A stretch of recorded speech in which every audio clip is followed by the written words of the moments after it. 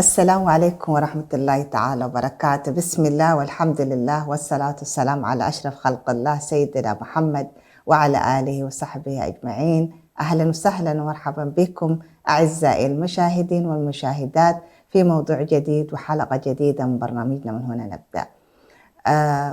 يعني في حياتنا اليومية تمر علينا مواقف كثيرة، وتكون هذه المواقف يعني مع أبنائنا ومع غير أبنائنا.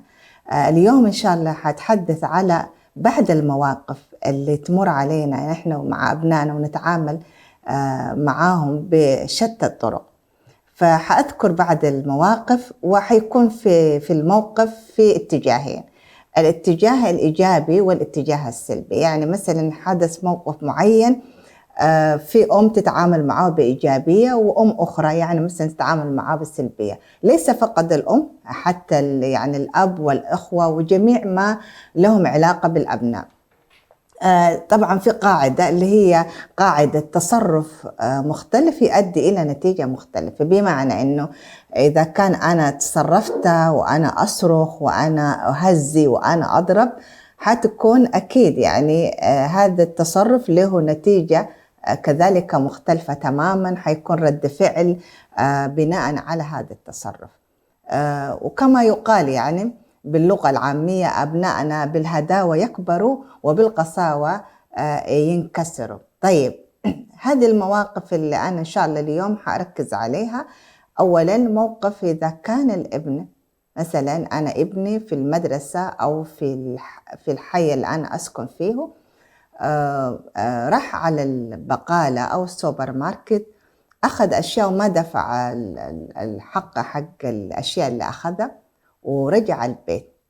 في هذا الموقف عندنا رد الفعل من اتجاهين، زي ما ذكرت عندنا نموذجين.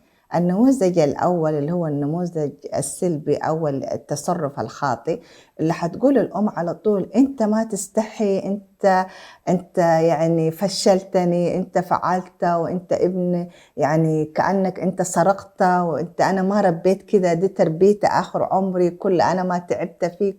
وتنزل على الطفل يعني من الإهانات ومن التهزيء ما له حد يعني. وأحيانا يصل الأمر ممكن تضربه أمام صاحب المحل يعني. والتصرف الثاني اللي هو نحن الآن نعزز هذا النوع من التصرف، وهو التربية الإيجابية الصحيحة، اللي حتقول الأم يعني حتحاول أولا تشعر الابن بالأمان، لأنه الشيء طبيعي يعني حقيقة. يعني نحن الكبار لو أنا ما شعرت بالأمان ما حأتحدث. يعني لو أنا في الاستوديو أشعر بأن أنا يعني يعني تحت التهديد والخوف، ما حأتكلم ولا كلمة يعني.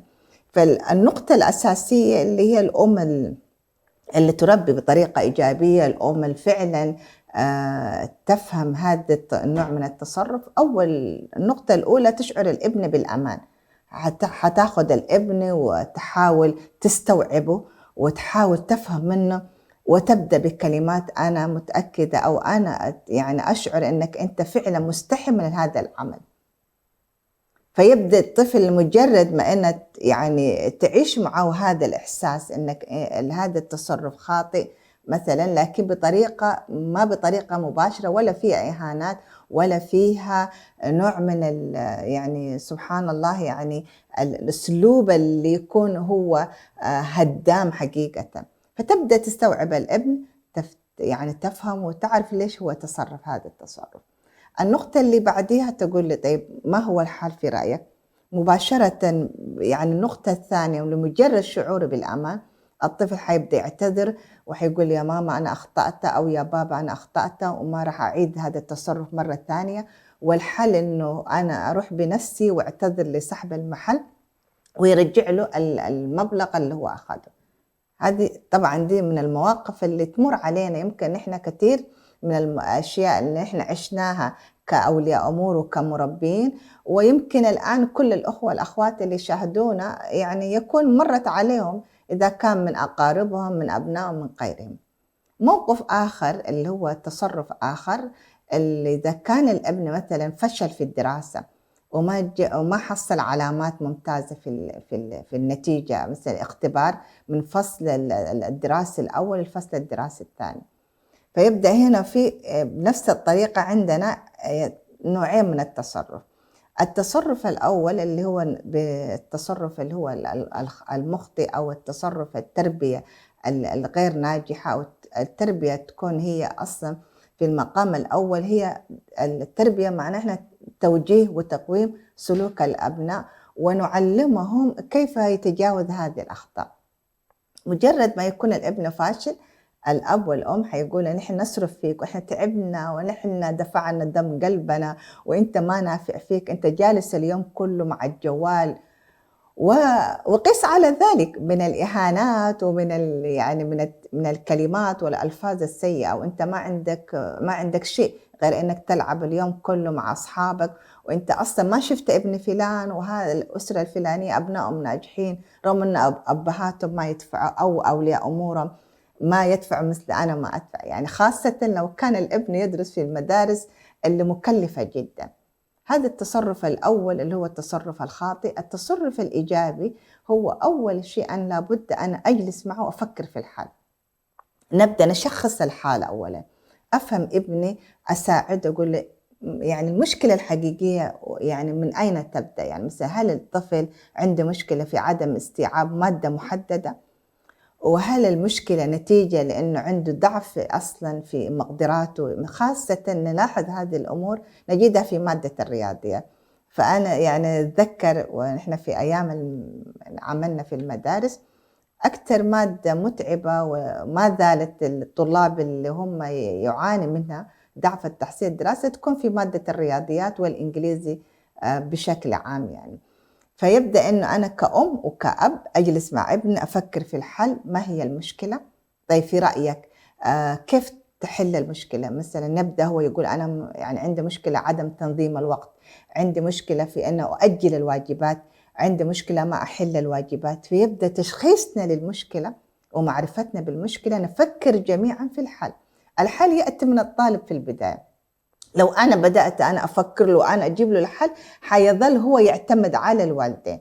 الحل إنه يجلس يفكر يخطط، أنا أساعد، أنا أكون ميسرة وليس أنا أتحمل كل شيء. أنا دوري كميسرة، كمرشدة، كموجهة، كمعينة لهذا الابن، أساعده كيف ينظم وقته، أعطيه بعض الوسائل، لو أنت عملت كده نظم نومك وهذا. فيكون هذا هو التصرف الإيجابي والتصرف البناء، وحقيقة من خلاله يتعلم الطفل كيف يتجاوز مشاكله، ويتعلم الطفل تكون عنده مهارات حل المشكلات، ويستطيع في المرات القادمة إلى أن يكون يعني شاب ويعني ويتزوج ويكون أسرة، يكون إحنا استطعنا من خلال هذه المواقف فعلا ملكنا أبنائنا هذه المهارات.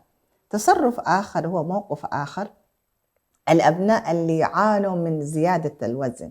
وأنا حقيقة عندي تجربة خاصة في هذا الموقف. يعني البنت ما شاء الله يعني عمرها كم 10 سنوات وعندها مشكلة في الوزن يعني.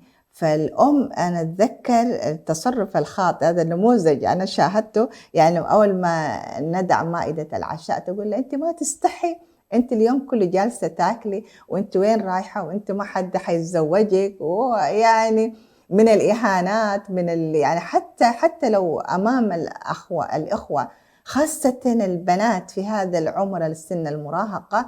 هذه من المسائل الحساسة جدا ومن القضايا المفروض يعني احنا يعني ما نحاول نتطرق لها. يعني ما تقول للبنت انت انت شكلك كده ماشيه في الزياده وشكلك ما لايق، لانه هذا الجيل يهتم بالستايل والاشياء زي يعني الاشياء انه هو دار تظهر انه بمظهر، خاصه الان بعد الشباب يعني يمتنوا عن الأكل لأنه بموضوع الرشاقة وأنه لازم تكون عندها شكل معين. والتصرف الإيجابي اللي أنا مثلا كأم أبدأ مثلا أحضر مادة مثلا وجبة سلطة فيها مشكل أو فواكه، وأقول لي بنت ألعب معاه لعب، أقول لها إيش رأيك قمت عينك، أنا عاملة لك اليوم مفاجأة، شوف السلطة كيف حلوة وشفت أنا في اليوتيوب أو في واحدة عملتها.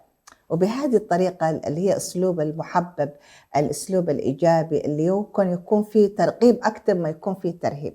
إحنا دورنا نحن نكون مبشرين وموقف كمان في نفس الموضوع اللي هو الوزن، اقترح عليها، أنا أقول لها إيش رأيك أنا وأنتِ يعني نروح على السوبر ماركت، في أشياء جديدة الآن فيها تخفيضات، وأبدأ أنا وهي نتمشى، أقول لها وأنا وأنتِ نتمشى ممكن نحكي قصة أو أحكي لِك زمان لمّا كنت أنا طفلة كيف كانت يعني طفولتي في المدرسة. طبعًا الأبناء يحبّوا يسمعوا هذه القصص، يعني كيف كانت حياتنا، تجاربنا، بس النقطة هي مفتاح الأمر هو في طريقتنا نحن. كيف الأسلوب اللي أنا أعرض به الفكرة نفسها، ما يكون أسلوب نحن ما كنا زيكم أنتم الآن صرتوا بس جالسين في البيوت وكذا، لأ، الموضوع كله يتوقف على طريقة تصرفي أنا، على أسلوبي أنا في التوجيه. إذا كان هذا الأسلوب الأول اللي ذكرته أنا أسلوب فيه إهانات، يصل مرحلة أحيانًا أنا المواقف اللي شفتها يعني وهي تبدأ تاكل ممكن تسحب منا الساندويتش أو الأكل يعني.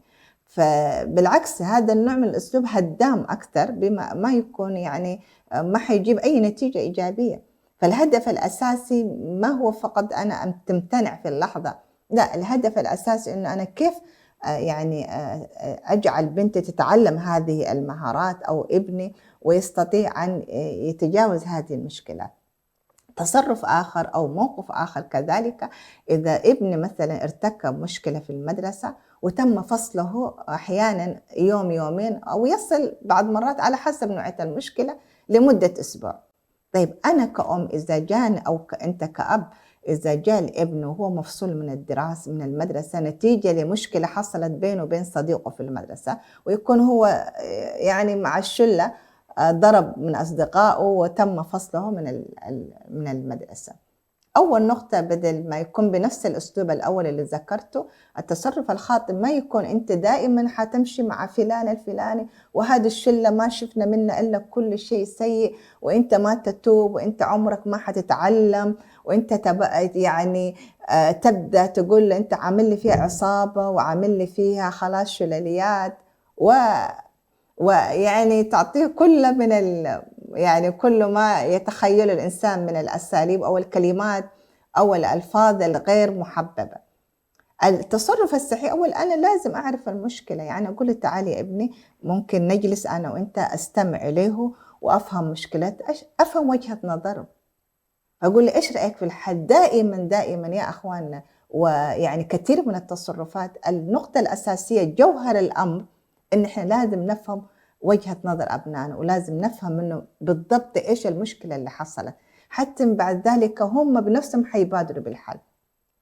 هذه نماذج من المواقف اللي تمر بينا يعني بشكل يومي وتمر على كل الأسر يعني، لكن كيف أن إحنا نتصرف معها هذا ما حببنا إنه الآن مثلًا في كثير من الأشياء بتحصل أحيانًا نحن في لحظة غضب، في لحظة انفعال نفقد السيطرة، ويمكن نتصرف هذه التصرفات الخاطئة وإن شاء الله يعني تكون هذه واحدة من الأشياء اللي نحن نحاول يعني تكون على الأقل قدّمنا شيء يعين أولياء الأمور ويعيننا نحن في المقام الأول في إن إحنا كيف نوجّه أبنائنا ونرشدهم وكيف نعلّمهم، هي المهمة الأساسية إن إحنا نربّيهم ونعلّمهم وليس نحن لست يعني في الشرطة يعني.